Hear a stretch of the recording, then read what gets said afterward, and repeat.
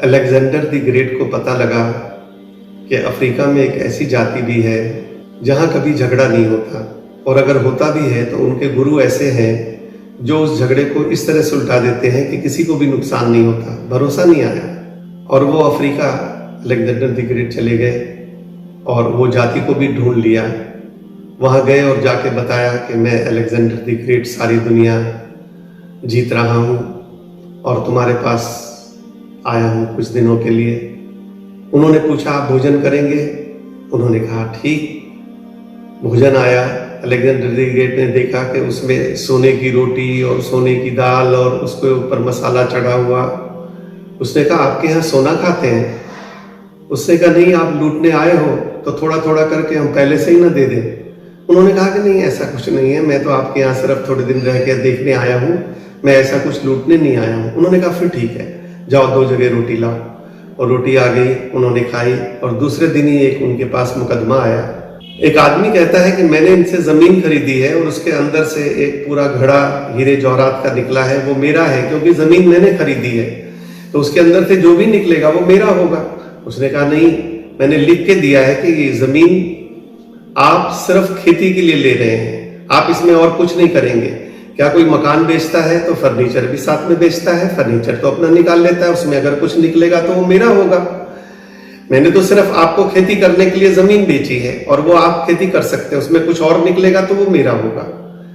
Alexander ने सोचा कि अब देखते हैं ये फैसला क्या करते हैं गुरुजी, क्योंकि झगड़ा बिल्कुल ठीक लग रहा था। उसने कहा कि आपकी कोई औलाद है? गुरुजी ने पूछा। उन्होंने कहा मेरा 25 साल का लड़का है। दूसरे से पूछा आपकी? उन्होंने कहा मेरी 23 साल की बेटी है।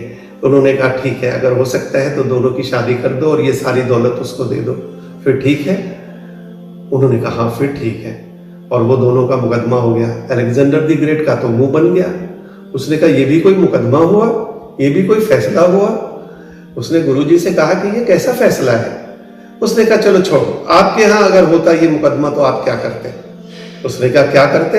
सारे ये दौलत अपने खजाने में जमा करते और दोनों को अंदर कर देते कि मेरे राज्य में लड़ाई करते हो। गुरुजी ने कहा कि आपके यहाँ पर बारिश होती है? उन्होंने कहा हद हो गई, पूछने की बात है, बिल्कुल हमारे राज्य में बारिश होती है। उन्होंने कहा आपके राज्य में अनाज उगता है?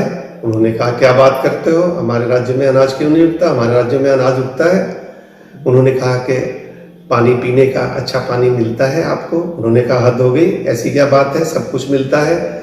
उन्होंने कहा कि आपके राज्य में ना बारिश होनी चाहिए, ना अनाज होना चाहिए, कोई जरूर आपके यहाँ पर कुछ देवता लोग रहते हैं, कुछ ऐसे जानवर, कुछ ऐसे पंछी रहते हैं जिनकी वजह से ये बारिश होती है, उनकी वजह से अनाज होता है, आपकी वजह से नहीं होता। आप जैसे दुष्ट को तो कुछ मिलना ही नहीं चाहिए, ना अनाज, ना पानी, ना कुछ और। आप लोगों के ऊपर जुल्म करते हैं, आपके ऊपर, आपके साथ कुछ भी नहीं होना चाहिए। इसलिए जितने भी दुष्ट लोग हैं, जो भी वो खाते हैं पीते हैं, वहाँ के जो देवता स्वरूप कुछ लोग रहते हैं, कुछ संत हैं इस दुनिया में जो रहते हैं, उनकी वजह से उनको भी सब कुछ मिल जाता है। जो दुष्ट है उनको तो कुछ मिलना ही नहीं चाहिए। और इस संसार में आए हैं तो कुछ ऐसे काम कर जाएं जिससे कि अपना भी भला हो और संसार का भी कुछ भला हो, ताकि वहाँ का सारा संसार ठीक ढंग से चलता रहे। धन्यवाद।